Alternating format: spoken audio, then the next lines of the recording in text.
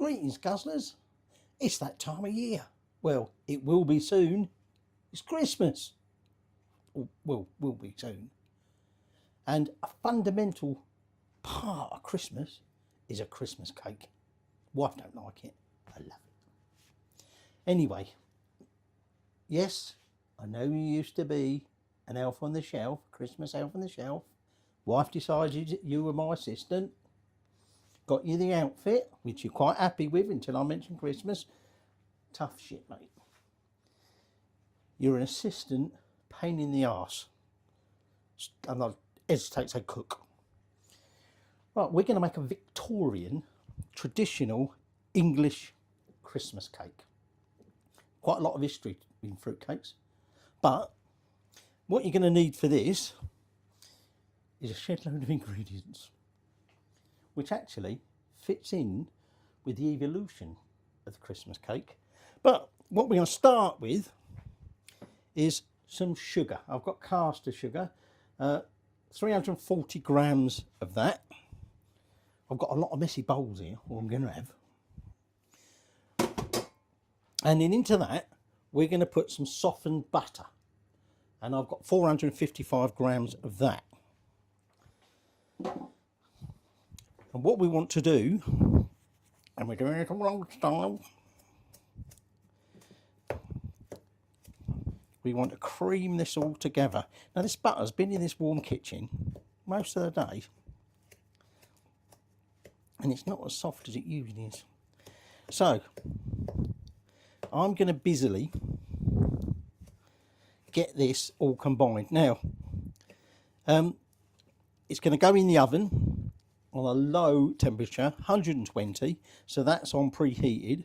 Actually, it's pre-down heating because I was cooking something else earlier at a lot higher temperature. And I've also prepared a tin. Ideally, this quantity is for a 9-inch tin. Mine's just about 8 and a bit. And I've buttered it and I've lined it with paper. Now, I know the paper's a bit higher than it should be, but that's fine. There's a reason behind that. I've also got several layers which will go on the top, so that's all prepared. And traditionally, you would wrap it in brown paper, and part of that is to stop the outside cooking too quickly. Now, I'm going to try and use my cake strips, my whatever you call them, that I've never used yet. I've had them ages. You'll see anyway. But anyway, that's to one side. Now put it on a baking tray because it's got a removable bottom, and obviously this batter could leak out. So you don't want that all over your oven. So let's just get this all creamed together. Now that's creamed together, and like I say, this is a traditional Christmas cake. Very rich, very fruity and alcoholic. Well, having said that, there's alcohol going in it, and we're going to cook it. And well, obviously, when you cook alcohol, all the alcohol evaporates off. Yes, it does. About 78 degrees Fahrenheit. 70 degrees Celsius, sorry. That alcohol will disappear. So it might smell the fumes come out, but anyway. But whether we get round to feeding it, we'll see. So I've got 3 eggs, which I'm just going to lightly beat together. And then I've got some flour, sifted flour. How much of that? 455 grams of that. And what we're going to do now, and I can stop that egg being a pain in the arse on there. What we're going to do now is we're gradually feeding some of that flour, about a third of that, and sort of effectively one of them eggs, which is going to make a mess all down the side. And we just want to get that all in. It's easier if we do it in stages rather than trying to plonk all that flour in at once, otherwise it'll be a bugger to get it to mix properly. So like I was saying, it's a very rich cake. it didn't start out like that, but it gradually got to be a symbol of luxury, if you like. Showed off that you had wealth because you could put sugar and butter and eggs in it. So if it didn't start out like that, what did it start out like as? Well, it started out as effectively a porridge. So that's that bit gone in there. Next lot of eggs. There we go. It started out as a sort of porridge.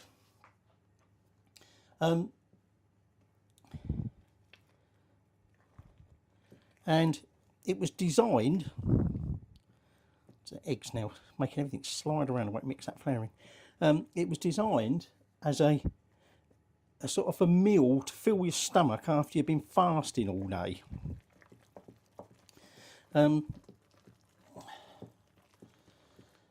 But I'll tell you some more. I'll let you have a little break. That's that mixed in. Now let's talk about the other ingredients, most of which is piled up behind me here. So you're going to want, I'm going to read it to make sure I don't get it wrong. You want 340 grams of dried cherries. Can't find dried cherries anywhere, so I'm using glacé cherries. Oops.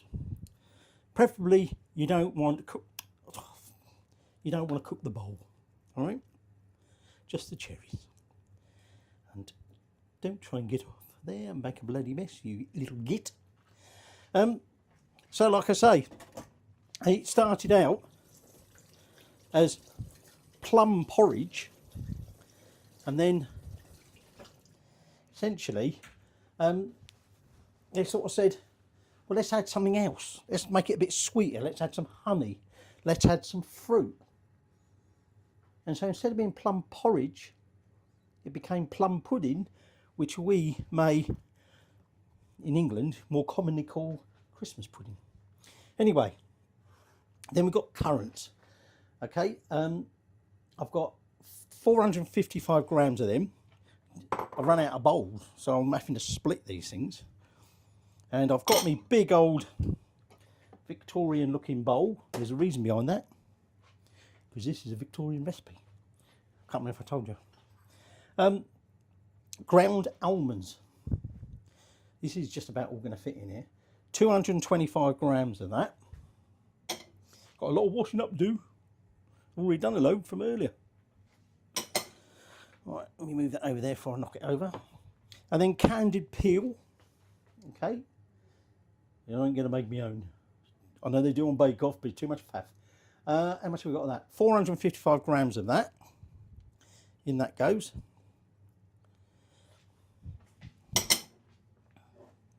It's currently escaped. No, can't have it, it's gone in here. Right, that's in there. This is going to be a real bugger to mix this. So, the next thing we need are some spices, some orange zest, the zest of 2 oranges. We're going to be putting in mace, ground allspice, ground ginger, ground cinnamon, and then alcohol. Now, quite often traditionally it's brandy, but you can use, that's just the egg made a mess. You can use rum. In fact, you can do it with wine, and we can do it with whatever you like, or you don't have to add any at all. Right, let me get my measuring spoons and we'll chuck in the spice. We want half a teaspoon of ground mace. It wasn't very well ground, I had a little bit more in. I had to grind that myself because I didn't have any. Half a teaspoon of ground allspice. And then half a teaspoon of salt. Now, with the cinnamon, we want a teaspoon. If we can get it out, now I've got it in there. In that goes. So the spices didn't come until a lot later, because obviously at the time when I'm talking about than making plum porridge, and that's a teaspoon of ground ginger. So we need to attempt to mix all that in, but what will help, and I've also got me zest of me 2 oranges there, in there it goes. And now, like I say, just to help loosen it up, 275 mils of brandy. So we now need to mix this all up. Okay. Now, I think it's the 23rd of November, or it was this year. It was known as Stir Up Sunday, because traditionally that was a day you made your Christmas pud. Now, your Christmas cake, you don't necessarily make that. There's going to be an awful lot to fit in there, isn't there? Although as that's mixing in, it's reducing down a little bit in size, but not a lot. Yeah.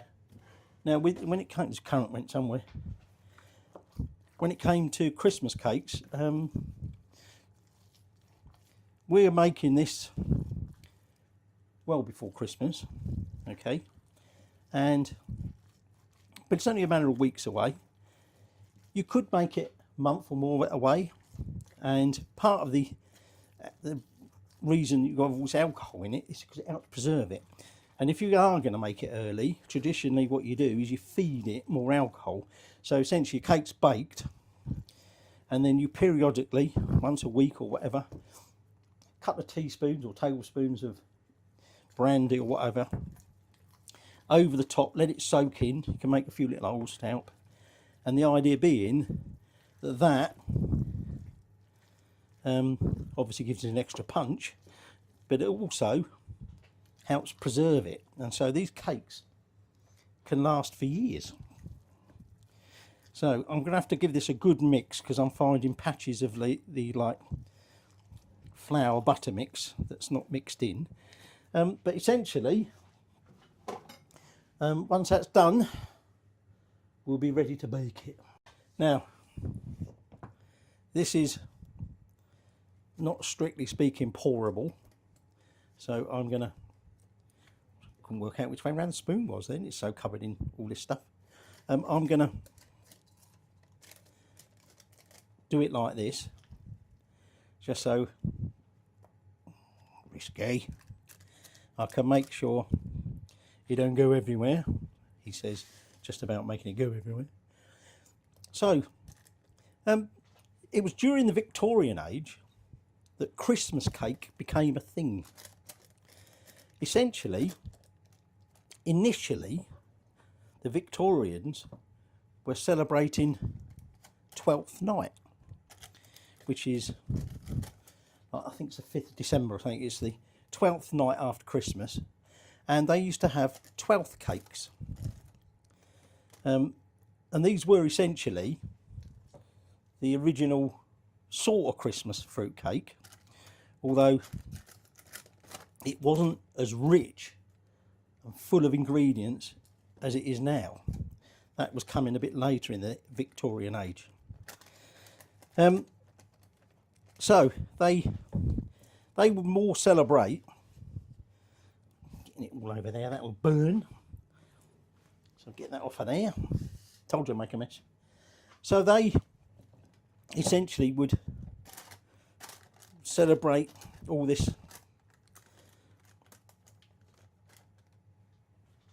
sort of party, if you like, 12th night, and they would have these cakes, like I say, 12th night cakes or 12th cakes, but they at that time were a bit more like the Italian panettone. So you can see here that this is literally brim filled. This, like I say, the recipe, which is from Avis Crocombe, who was the cook Audley House, and this is from the book. It isn't actually Avis's recipe. Apparently that recipe was one of the few really revolting recipes. She had 50 eggs in it. Admittedly, she was making a big cake, but it was probably, given the recipe, more made for the servants rather than the masters of the house, if you like. So I'm not going to get any more in out of there very easily, so I'm just going to flatten that down roughly. Now it probably may well dome, so we're going to level it off potentially anyway. So that's going on there. Yeah, so this is the book, How to Cook the Victorian Way, and this is using the recipe that's in there. So like I say, the 12th cake was very different, but during the Industrial Revolution you had the situation. So here's one of my cake bands which have been soaking. We don't necessarily want them soaking wet, so we just squeeze out some of that water, and then the idea being that we wrap them round like a belt. And like I say, the idea of this is to help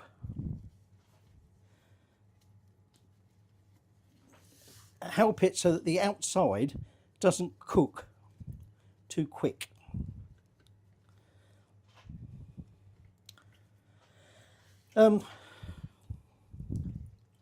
Yeah, so the Industrial Revolution meant a lot of businesses were saying, "Oi, I'm losing money here. So you lazy bastards, you can come back to work Boxing Day or the day after Boxing Day. I'm feeling generous, you can have Boxing Day off, but you've got to come back to work." And so essentially 12th night became a bit of a, well, you know, we're all back at work now and everything like that. So what happened was they decided to sort of bring the celebratory cakes and everything forward to Christmas. Hence the reason we would have it Christmas cake rather than 12th night cake.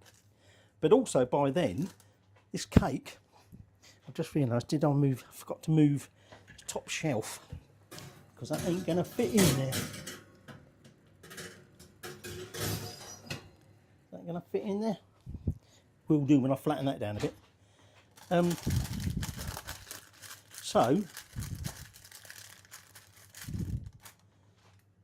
the cake evolved into what we now sort of eat today.